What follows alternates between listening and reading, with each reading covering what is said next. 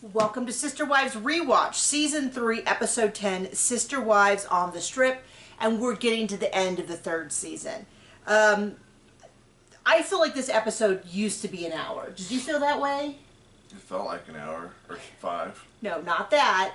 Because it felt like they would introduce a plot line, they get a bunch of information out, and they got rid of it, like, really fast. And I wonder if... I know at some point they started taking mega episodes and like in replays, they would take a 2-hour episode and then they would replay it as 2 1-hour episodes. But I wonder if some of these 21-minute episodes used to be 41 minutes. I don't know. If anyone knows offhand and wants to share, let us know. But basically... So this episode, Cody didn't wear gloves. Meri cries, not Robin. Yeah. And the wives are shocked about people that dress like Robin on her honeymoon. Stop it, you're so bad. And Just saying. And they don't lose a lot of weight. So, actually a lot of stuff happens but doesn't get a big payoff. So let's jump right into the bar fight. No bar fight. So, this is sort of a fish out of episode, oh my gosh, Cody has so many kids. I feel like he's never met them before or knows how to take care of them. He had big, like, fun uncle babysitting the kids energy. Like, this could have been an episode of Full House when Joey and Uncle Jesse watch the kids at a birthday party. Because he's got this, he doesn't have this energy of like, I'm your dad. Like 100 times more competent. I know. I'm your dad, we do this all the time. He's very much like, oh, there's so many kids. And it's like, yeah, dude, we know. That was not an accident. That was 100% by choice in every single step. You had about a 30-second part in each of those. Lucky. So we start off with Janelle saying we're going to open a fitness center. I'm really passionate about it. Janelle has always had this interest in athleticism. That's been consistent over all the seasons, but she says we're going to open this fitness center. It seems like everyone's on board. Cody's on board. Meri's on board. Christine wasn't like super enthusiastic. The only person we didn't hear from was Robin. Robin didn't say how excited she was to open a fitness center. Almost like she's never had a job in her life. Well, almost like... How much money is this going to bring me? Because I want a mansion in Arizona. Well, almost like she's not interested. And then magically the family... They never really explain why they don't do the fitness center. But at this point, they're saying the fitness center is on. Everyone is on board. I'm not going to say I'm not going to say Robin's against it. I'm just going to say that we didn't see Robin being for it. And it does seem that if Robin is not for something, it just kind of goes away. She doesn't say it on camera. Like 3 marriages. Like 3 marriages. Like, remember when the kids were going to go to the youth center? They were going to go to the local youth group. And Christine was against it, and Janelle was for it. And then Robin didn't say anything. And then all of a sudden, Cody was for it. He planned the whole thing. He picked out the church. He did all that. And then all of a sudden the next day he's against it. I think this is a case of Robin knows how to play this game. She doesn't say it on camera. She doesn't say it in front of the other wives. I think she just goes and whispers in Cody's ear. And he is very, very susceptible to influence. I mean, you see it all the time. Every time he meets some dude, he's like so eager for their approval. What is she like? Cody, I'll wet your pencil. Do this. Well, I think she's very much like, are you sure? Yeah, well, I think it does involve a lot of pencil wetting, but I think it also involves a lot of, I don't know, I just feel like you're so talented and wonderful, and, you know, maybe you should be in charge of something that shows how creative and smart you are. Like, I think it's how she approaches it. And, you know, however your marriage runs, is not my business. But this is specifically supposed to be... Unless your plig's on TV, then we'll... Well, yeah, no, you go on TV, you are entering a contract that says people are allowed to talk about the content we watch on TV. I get so annoyed when people are like, you know, if I say something critical, I'm bullying them. I never go on their social media. I never comment. I mean, I will look at their social media, but I don't comment on their social media. I don't attack them in person. Like, that's all weird boundary stuff. And I'm a writer. In case you haven't heard, I write books. You write books? I have this book. This is the first in an archery-themed series. I have this book, which is a witch series. I have this book, which is a mermaid detective series. I have this one, which is a space detective series. I have more. I have more books, and I'll have more books coming soon. You can always Google my name on any of your favorite vendors, Amazon, your local run. Let's just drop everything. Sorry, I have a collection of empty water bottles behind me. I've got my collection up to 5 or something, and I have to get rid of them.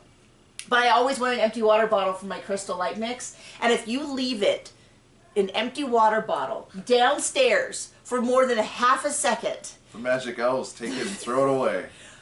We've said this before. We live with my mother-in-law. She's a wonderful woman. She's watching my son right now so that he's safe. He's old enough to just be alone, but he gets into some mischief.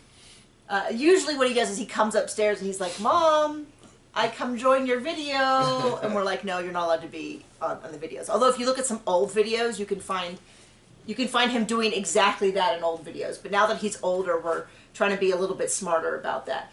But she lives with us, and one of the amazing things she does is she cleans. She says she feels incredibly satisfying cleaning. She feels like it's a good contribution. She folds all of our clothes, which is the one step I hate. I don't mind washing clothes. All you do is put them in there and hit a button. Like, that's easy.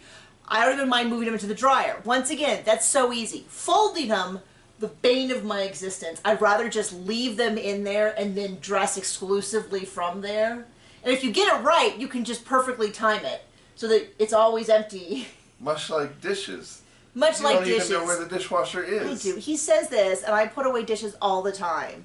When don't you dare. I don't want to be this close to you. Don't you dare act like that. I put away dishes. You put away at least 2 this year. I have put away at least 2 this morning. Don't listen to him. I don't buy that for a second. Man, I haven't seen him vacuum. It's been a month or 2. A while. My point, though, is that she is wonderful. I love her. I don't want this to sound like a typical mother-in-law story, but she does sort of ninja clean in the middle of things. Last week we're still eating out of. I like to make bacon in the microwave because I have a whole system. I wrap it in paper and do it all the thing. And I made a batch and I was letting it cool down and I come back and it's all gone.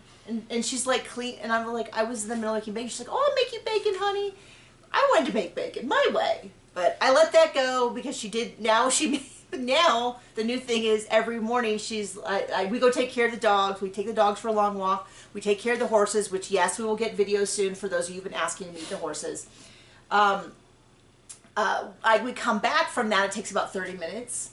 And a lot of times we'll just yell into her side. We'll be like, hey, can you just keep an eye on Sterling while we're outside? Because we're, I don't know, maybe half a mile away at times. You know, we couldn't hear him if he like called for us or fell or something. So we're like, hey, can you just keep an ear out? Now we come home and there's bacon. And now every day she's cooked, 4 or 5 strips of bacon. Making pancakes. You take bacon the pancakes. Making the bacon, making bacon pancakes. You take the bacon and you put it in the pancake. Gold star to anyone who knows what that song is from. Nobody's gonna know. Well, there might be some people who had teenage kids around that time. Maybe. But yeah, if you leave anything downstairs, it's gone. So where were we on this? So the storyline that you would think if you started this episode is that this is going to be about their fitness journey again and them starting a fitness center. Because Meri's like, I want to go 5 days a week.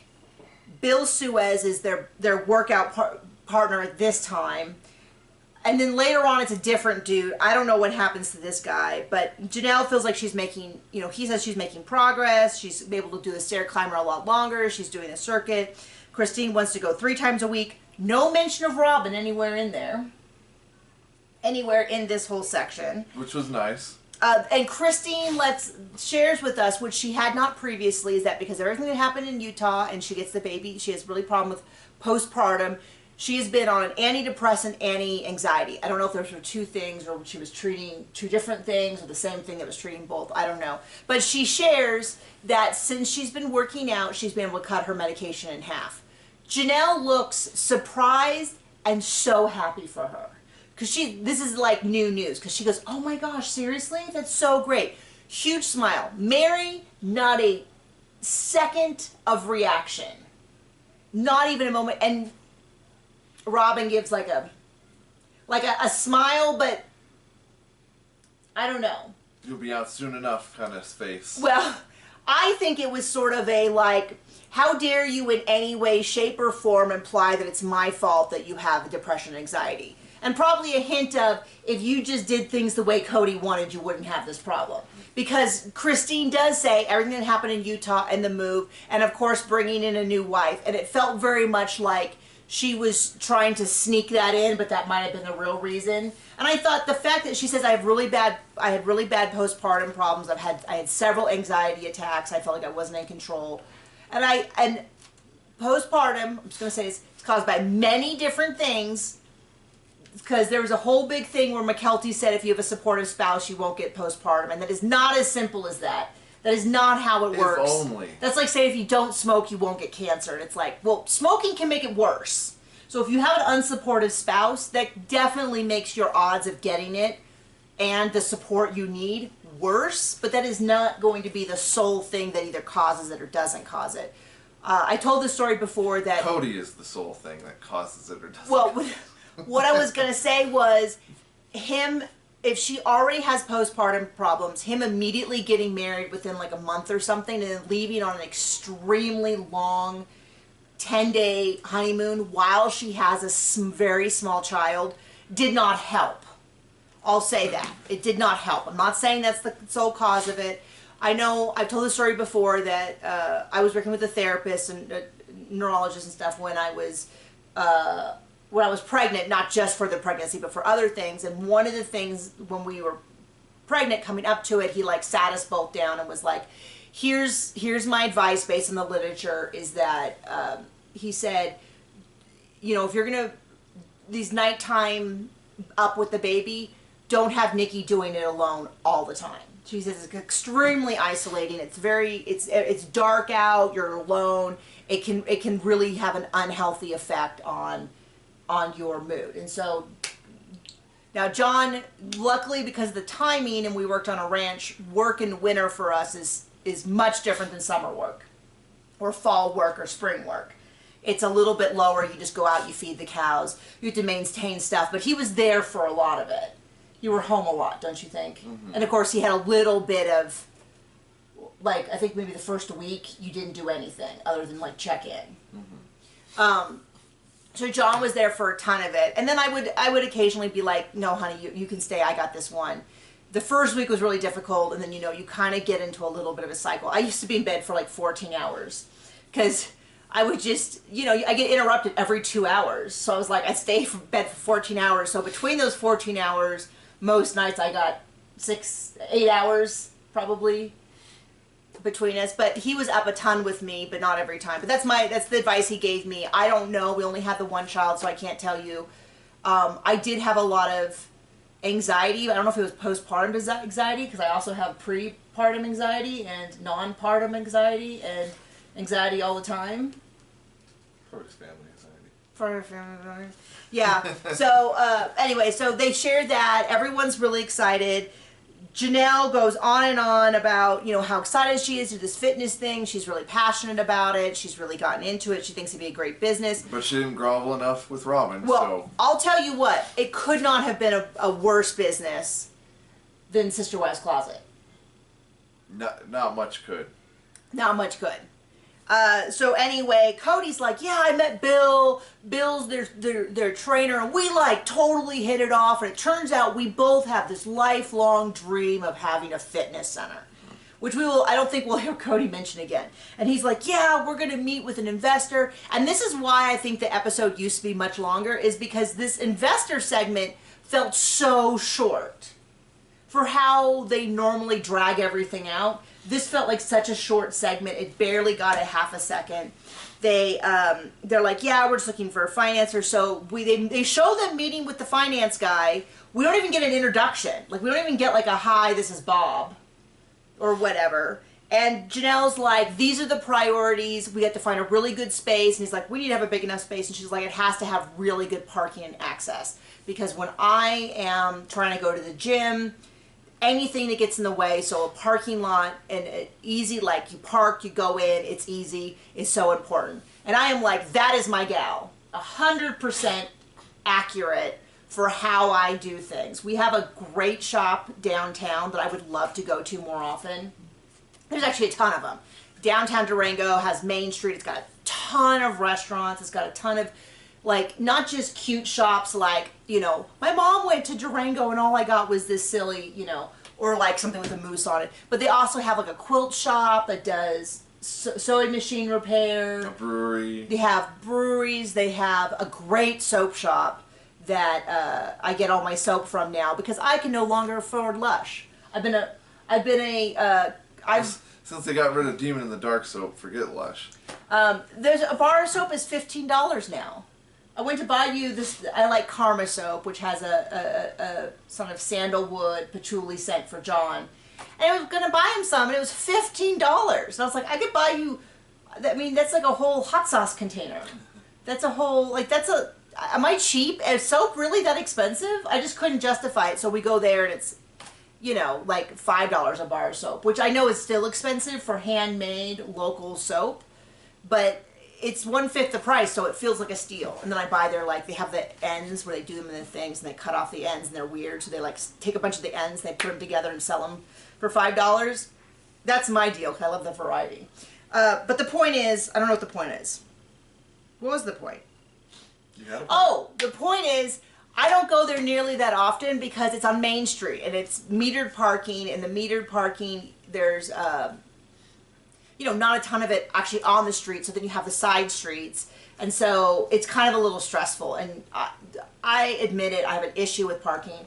And then there's Main Street, and then the next street up is Second, and that also has a bunch of cool stuff. It has like a theater, it has a bunch more restaurants, it has, and so that street is also busy. And then you have Third Street, which is like where all the historic houses are. There's no metered parking, but no one has garages, so everyone parks on the street. There's a bunch of, what are they called? Shotgun houses? Yeah, they have a ton of like, well, they're all like $1 million houses, but they have some really tiny houses. But that's really near the college that's on the hill, and so a lot of college students park over there. And the police station's over there, and the courthouse is over there. So if you are called to jury duty, like I am coming up. Oh, yeah. You have to find street parking on Third because you can't use the metered parking because they can't guarantee that they can let you out in time to refill your meter. And so then you just get a ticket or get towed. Point being, for me, when I look at places to go, parking is a priority. So her being like, if I would not go to a gym that had bad parking. Our gym that we go to is great,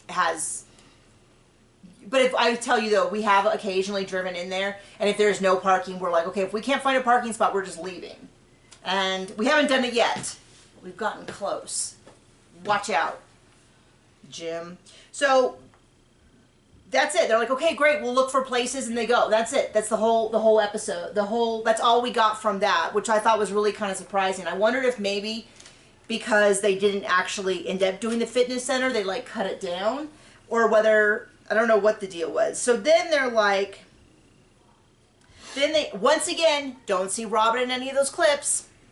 Then they talk about how they're really into the kids being modest, and Robin's like, you know, they give us such a hard time about us, but later on when they're older, they're going to be like, you were so right, thank you. I'd like to know if any of those kids want to tell Robin thank you for the way she raised them. Well, I bet they'd like to tell Robin something. So I don't think that's it, though. Then they start, which is the theme of the episode, was the wives are going to go out, get mani-pedis, get their hair done, all that, and then have a night out. I wondered if some of this was like publicity shoots for different social media stuff or something, because it's not like they go out that often. They always tried to play it like they did. They always like to play it like, yeah, we have these girls' night outs, but they always definitely feel like somebody said, okay, you should have a girls' night out one episode. What do you guys want to do? Kind of thing. It doesn't feel organic at all. And then Cody's going to have all the kids. Cody looks panicked from the first second. He doesn't seem to barely know these kids' names or how to parent them. All the teenagers are there, and the teenagers appear to mostly be doing the parenting. We have them walking around with the baby. We have them with little troops of kids. Cody sits them down to have a little discussion about why sniffing markers is wrong. And Aspen has to be like, those are scented markers. And he's like, oh, well, isn't that the stupidest thing I ever heard of? No, they're pretty common. I mean, they don't. As far as I know, they don't sell those kind of markers. It's not the 1980s anymore when we grew up. They don't sell those kind of markers unless, like, I know art supply stores do, but most kids don't have them. Like, the way that they used to, and they would get you high. Now, I could be wrong. I guess if you are an expert in getting high off of markers, please hit us up in the comments below and explain to us why we are so wrong to say that. But it just is so eye-rolling, because it's so like fun uncle or grandpa who doesn't know what the kids are, you know, that kind of thing. So the women decide they're going to go to the strip. Meri and Christine go zip-lining. McKelty comes home in a tank top, and Cody goes over the top about how it's so inappropriate.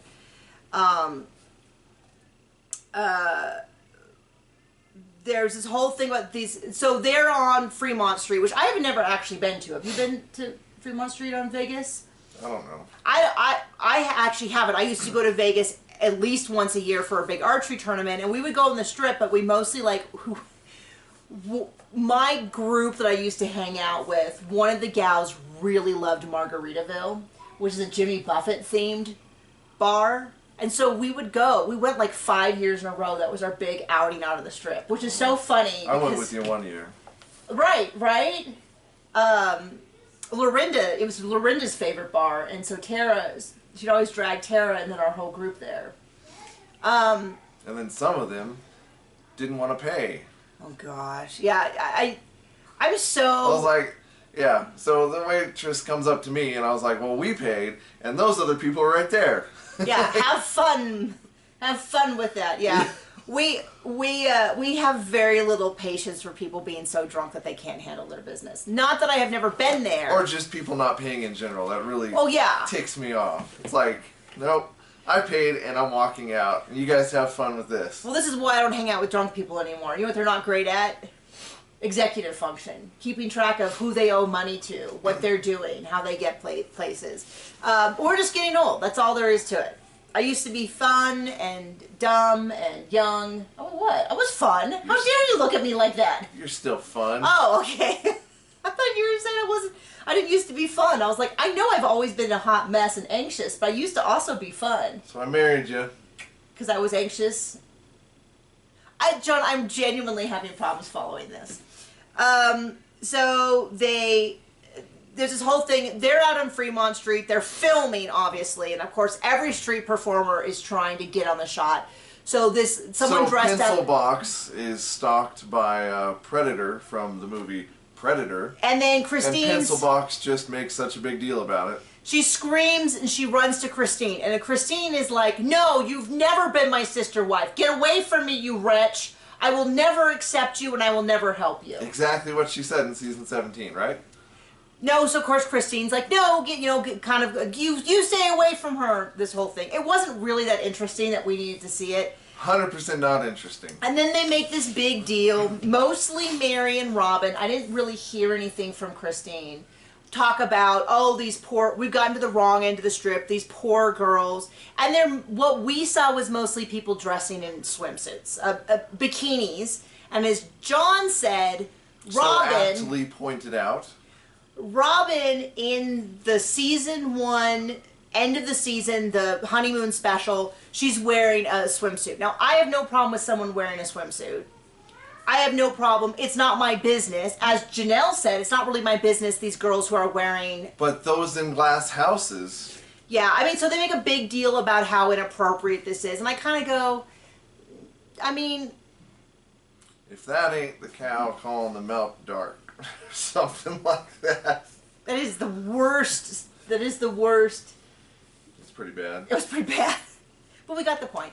No, they make a big deal of it, these poor girls, and I think there's definitely, but I think Janelle says it best, and I'm just going to let Janelle says it, which is, I have to give them the right to choose.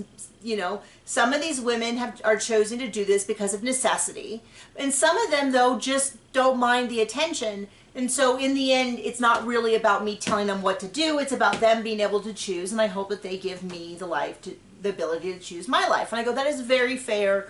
This is why I've always liked Janelle, the most of any of the wives. It's not a slam on Christine, but that is just a fact, is that I always felt like Janelle was this really like when she talked about the modesty, she just kind of was like, I've told the kids they can't pierce their ears or things like, I don't like tattoos. It's okay if other people have them. But I've always told them when they're 18 they can do whatever. And as near as I've been able to see, that's what happened. When the kids were 18, they made their own decisions. And I never heard Janelle, at least publicly on the show, say boo about it. She's never gone on to continually criticize her children on TV like Cody has done and Robin has done about not her own children, but mostly Janelle's kids. And I had to think if she said anything about Christine's kids. I'm sure that's coming. But that's why I just always liked Janelle. Is that she's just very much like, I know I live an alternative lifestyle. I ask my kids to do this, but when they're adults, they can do what they want, etc., etc.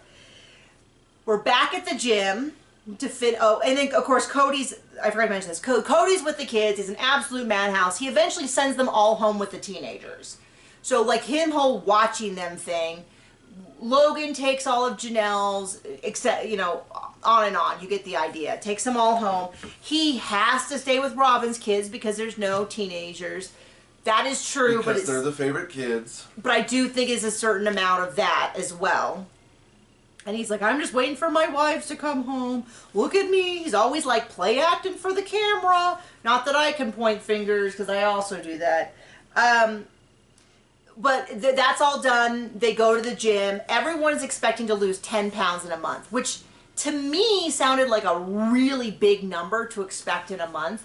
I know that when I'm on a diet and it's going well and I'm active, if I am continuing to eat enough food for my brain to function, I can lose about a pound a week, maybe a pound and a half. Now, maybe I'm just lazy, or maybe if I don't eat enough calories, I start not being able to function, which is, all of my jobs require me to have thinking skills. So maybe other people can lose weight faster. You might be in the wrong business. But the what? I said you might be in the wrong business. It seems like maybe 5 pounders would have been more realistic, but they all wanted 10. Christine lost 3, Meri lost 2.5, Janelle lost 3. Janelle's kind of like, and Pencil Box didn't get weighed. We once again didn't hear anything from her about this whole thing. Now she is pregnant, so I wouldn't expect her, it would be ridiculous to expect her to lose weight. But it was just, I just wanted to note how she was almost completely absent from this whole storyline regarding the weight loss. And I just thought that was interesting. Especially given that we know at this point that they're expecting to open a fitness center, and they instead open up her vanity company, which did terrible, and no one else was interested in. I don't even think even Cody was that interested in it. He kind of was like... Nobody was, and it's a stupid idea. It was sort of like, I'm going to get on the other women for not supporting Robin enough, but it doesn't look like Robin like even Cody supported Robin that much. But surely someone who's never had a job would know how to run a business. I mean... have a good idea for something that absolutely nobody wants. And so, but Janelle says, even though I haven't lost the weight that I wanted to, I notice the difference. I'm able to get down and pick things up better. I'm more limber. I have more energy. It's like, those are perfect things. That's the perfect reason to work out. Even if you never lose a pound, but your functional fitness increases, that's great. That is the #1 priority. That is why we're working out many days a week now, is just to get a little bit stronger, although both of us are walking a little funny right now because we did legs yesterday and my tushy is sore. But what was interesting to me was, as John led off with, Meri cried. And Meri, specifically, I kind of missed what set it off. I think it was maybe the lack of weight loss. I 100% didn't care. So because he couldn't tell you. He talked about how the stress is affecting everyone losing weight, which is true. And he specifically said that Meri seems the most stressed. He's like, maybe you all are, but Meri's hiding it better. And then we get this talking head where Meri does genuinely cry and talks about how stressed she is. And for me... And how they don't have money to pay the mortgages. Maybe Pencil Box should get a job. Was that about money? Yes. But what I thought was interesting and kind of heart-wrenching in retrospect was the fact that we know that in a few years she gets catfished. And how much does it feel... What was interesting to me was that nowhere in there does she mention support from Cody. Now, maybe that's just because he was sitting with the other wives, but I know I recently restarted therapy because I recommend therapy to everyone else, and I was like, if I'm going to recommend it to all of my clients and I'm recommending it, I should at least be doing it. So I've been going to therapy, and in the course of it, I talk a lot about my husband's support. Okay. Let me finish my sentence. No, I talk, and maybe that's unusual because she's a little bit like, can you let him do things? And I'm like, yeah, he can he could do things. Like some of the stresses I have, could John take care of it? Would I allow him to take care of it? I think she thinks I'm type A, which I don't think so. I do not think I'm type A. I think I don't like change, but I'm lazy as anything. Okay, that's your mom's voice in your head. You've never been lazy, as far as I can tell. We'll talk about that in therapy. But the point is that I would be, anything I do, and I get done, my YouTube channel, my writing, my books, my coaching, is 100% due to John's constant support. Not just support like doing things like him and his mom. Well, mostly she does the grocery shopping, but you take her there. With my credit card. And then you bring in all the stuff. He takes my son to and from school. He takes him to quite a few of the appointments. Your son. My son. Our son. Is that what you mean? Yes. Okay. He gets most of his clothes and shoes. He obviously watches them when I work, which is a lot of the time and more each day. He does this channel with me, which only works because of him, because people do not want to watch me the way they want to watch us. But the point is, it was sad to me that when she talked about how stressed she was, I felt the absence of Cody's name being mentioned. And we know in a few years what happens. He's got so much on his plate, like not working, getting Robin pregnant. Filling Robin's hole. Oh, John, stop this. Watching Robin's kids, being with Robin, spending time with Robin, listening to Robin. He doesn't have time for any other wife's nonsense. Yeah. And him, he was helping Dayton with his homework. And Dayton was like, it's too loud down here. Very relatable. Puts him upstairs in Christine's bedroom. And then comes back and he's like, hey, look how great you're doing. Look at what you do when you focus. And all I'm thinking is, yeah, I'm sure that's the kids. It just feels like such a low-level understanding of what neurodiversity, like autism, and a huge percent of people who have autism also have ADHD. And a huge percent of people who have ADHD also have autism. In fact, I read a recent study that you're more likely to have both than you are to have either one alone. You can definitely have either one alone, but it's just not as common. But the idea that once you got the kid into a nice quiet spot where he could do his work, he did better, as opposed to look at you finally buckled down and did it. It's like many kids have pushed themselves into burnout trying to buckle down and do it, myself included. You as well? No. I wasn't diagnosed till 29. I know. Doesn't mean it didn't happen before that. I knew I couldn't do it. I didn't try. What's funny is John got diagnosed because he was dating me. And I was sort of like, if you're dating me, there's a very good chance you have something wrong with you mentally. Correct. We used to have, we still know him, but when we were in California, my whole family was in California, there was kind of this running joke with a therapist that helped diagnose John, which is if my maiden name, if that family sent someone to him and they were friends with him, there was a pretty good chance that they had ADHD or at least some sort of disorder. And so we were dating and I was like, gosh, you do a lot of things that are really familiar. And so you got diagnosed. And then the diagnosis ran through your family afterwards, didn't it? Yes. Because then it was like, you tell the family I got diagnosed because of these behaviors, and the whole rest of his family goes, well, everyone in our family does that. And we go, yeah, I got some bad news about genetics and ADHD and other disorders. And then that ran through that family. I think we single-handedly kept that therapist in business? In business. The number of people that we sent to him over the years. He's wonderful. He's a wonderful, wonderful man.